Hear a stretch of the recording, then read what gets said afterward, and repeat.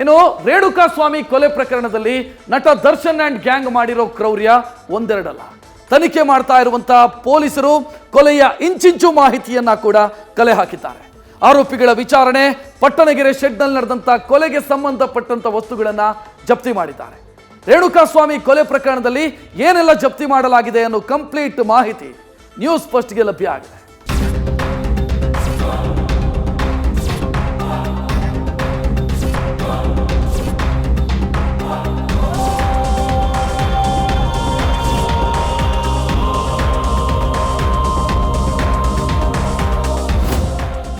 ರಾಜ್ಯವನ್ನೇ ಬೆಚ್ಚಿ ಬೀಳಿಸಿರುವ ಚಿತ್ರದುರ್ಗದ ರೇಣುಕಾ ಸ್ವಾಮಿ ಕೊಲೆ ಪ್ರಕರಣದಲ್ಲಿ ಪೊಲೀಸರ ಕಾರ್ಯಕ್ಷಮತೆಯನ್ನ ನಿಜಕ್ಕೂ ಮೆಚ್ಚಲೇಬೇಕು.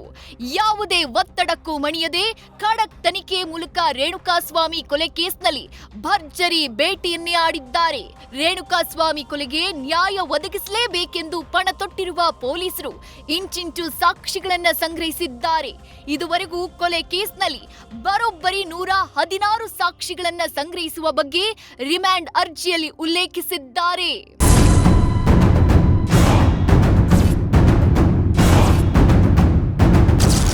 ಹತ್ತಲ್ಲ, 20 ಅಲ್ಲ, 50 ಅಲ್ಲ, ಬರೋಬ್ಬರಿ 116 ವಸ್ತುಗಳು ಸೀಸ್. ಕೊಲೆಗೆ ಸಂಬಂಧಿಸಿದ ಪ್ರತ್ಯಕ್ಷ, ಪರೋಕ್ಷ ಸಣ್ಣ ಸಾಕ್ಷ್ಯವೂ ಕಲೆ. ರೇಣುಕಾ ಸ್ವಾಮಿ ಕೊಲೆ ಕೇಸ್ನ ನಟ ದರ್ಶನ್ ಪ್ರಮುಖ ಆರೋಪಿಯಾಗಿರೋದ್ರಿಂದ ಇಡೀ ಪ್ರಕರಣ ಭಾರಿ ಸದ್ದು ಮಾಡ್ತಾ ಇದೆ. ಪೊಲೀಸರು ಕೊಂಚ ಮೈಮರೆತಿದ್ರು ಆರೋಪಿಗಳು ಬಚಾವಾಗೋ ಸಾಧ್ಯತೆ ಇದೆ. ಹೀಗಾಗಿ ರೇಣುಕಾ ಸ್ವಾಮಿ ಕೊಲೆಗೆ ಸಂಬಂಧಿಸಿದ ಪ್ರತ್ಯಕ್ಷ ಹಾಗೂ ಪರೋಕ್ಷವಾಗಿ ಕಂಡುಬಂದ ಪ್ರತಿಯೊಂದು ವಸ್ತುವನ್ನು ಸ್ಥಳ ಮಹಜರು ಮೂಲಕ ಪೊಲೀಸರು ಜಪ್ತಿ ಮಾಡಿದ್ದಾರೆ. ಈವರೆಗೆ ಜಪ್ತಿ ಮಾಡಿದ ಮಾಲುಗಳ ಸಂಖ್ಯೆ 116ಕ್ಕೆ ರೀಚ್ ಆಗಿದೆ. ಸೀಸ್ ಆದ ವಸ್ತುಗಳ ಬಗ್ಗೆ ರಿಮ್ಯಾಂಡ್ ಕಾಪಿಯಲ್ಲಿ ಪೊಲೀಸರು ಉಲ್ಲೇಖ ಮಾಡಿದ್ದಾರೆ. ರೇಣುಕಾ ಸ್ವಾಮಿ ಕೊಲೆ ಮಾಡುವಾಗ ಬಳಸಿದ ಲಾಠಿ, ಮರದ ರಿಪೀಸ್, ಎಲೆಕ್ಟ್ರಿಕ್ ಉಪಕರಣಗಳು, ವಾಟರ್ ಬಾಟಲ್, ಹತ್ಯೆ ಸ್ಥಳದಲ್ಲಿ ಸಿಕ್ಕ ರಕ್ತ, ಭೌತಿಕ ಕುರುಹುಗಳು, ಇನ್ನು ಪಟ್ಟಣಗೆರೆ ಶೆಡ್ನ ಸೆಕ್ಯೂರಿಟಿ ಗಾರ್ಡ್ ರೂಮ್ನಲ್ಲಿ ಸಿಕ್ಕ ರಕ್ತದ ಕಲೆ ಮತ್ತು ಸಿಸಿ ಕ್ಯಾಮೆರಾದ ಡಿವಿಆರ್, ಇನ್ನು ಆರೋಪಿಗಳು ಧರಿಸಿದ್ದ ಬಟ್ಟೆ, ಶೂ, ಚಪ್ಪಲಿ, ವಾಹನಗಳನ್ನು ಸೀಸ್ ಮಾಡಲಾಗಿದೆ. ಕೊಲೆಯಾದ ದಿನ A2 ನಟ ದರ್ಶನ್ ಧರಿಸಿದ್ದ ಬಟ್ಟೆ, ಶೂಗಳು ವಶಕ್ಕೆ ಪಡೆದುಕೊಳ್ಳಲಾಗಿದೆ. ಇನ್ನು ಶವ ಸಾಗಿಸಿ ಸರೆಂಡರ್ ಆಗೋಕೆ ಆರೋಪಿಗಳಿಗೆ ನೀಡಿದ್ದ ಹಣವೂ ಜಪ್ತಿ ಮಾಡಲಾಗಿದೆ. RR ನಗರದ ದರ್ಶನ್ ಮನೆಗೋಡಿಯ ಸಿಸಿಟಿವಿ ಡಿವಿಆರ್, ಇನ್ನು ರೇಣುಕಾ ಸ್ವಾಮಿ ಕಿಡ್ನಾಪ್ ಆದ ಸ್ಥಳದ ಸಿಸಿಟಿವಿ, ಟೋಲ್ ಟಿಕೆಟ್ ಸೇರಿದಂತೆ ಒಟ್ಟು 116 ವಸ್ತುಗಳನ್ನ ಸಂಗ್ರಹ ಮಾಡಿದ್ದಾರೆ.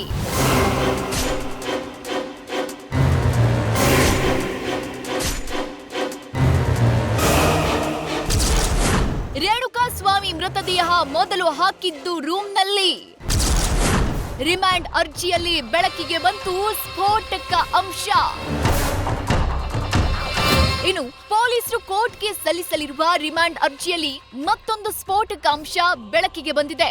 ಪಟ್ಟಣಗೆರೆ ಶೆಡ್ನಲ್ಲಿ ರೇಣುಕಾ ಸ್ವಾಮಿ ಹತ್ಯೆ ಮಾಡಿದ ಬಳಿಕ ಆತನ ಮೃತದೇಹವನ್ನ ಸುಮ್ಮನಹಳ್ಳಿಯ ಸತ್ವ ಅಪಾರ್ಟ್ಮೆಂಟ್ನ ರಾಜಕಾಲುವೆ ಪಕ್ಕ ಎಸೆಯಲಾಗಿತ್ತು.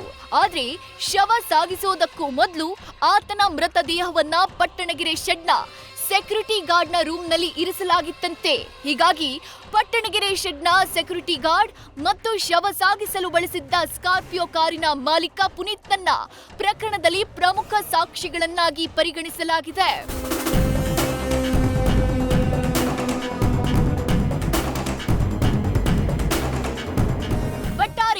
ರೇಣುಕಾ ಸ್ವಾಮಿ ಕೊಲೆ ಪ್ರಕರಣದ ತನಿಖೆಯಲ್ಲಿ ಪೊಲೀಸರು ತೋರಿದ ಕಾರ್ಯಕ್ಷಮತೆಗೆ ನಿಜಕ್ಕೂ ಸಲಾಂ ಹೇಳಲೇಬೇಕು.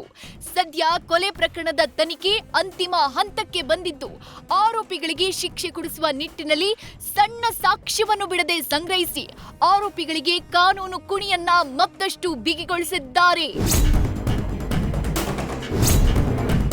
Sandesh, news first, Bengaluru.